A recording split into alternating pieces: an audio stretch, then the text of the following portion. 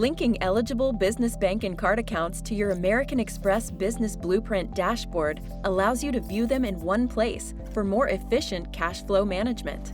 Linking is also essential to tasks like transferring funds into and out of your American Express business checking account, applying for an American Express business line of credit, and making more informed financial decisions using personalized insights from Business Blueprint.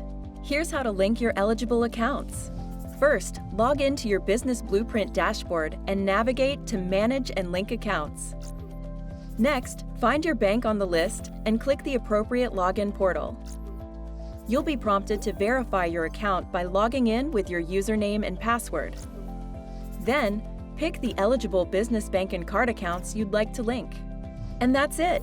With your eligible business bank and card accounts linked, you have a clearer financial picture and streamlined cash flow management. Need more help? Get the details in our Help Center guide.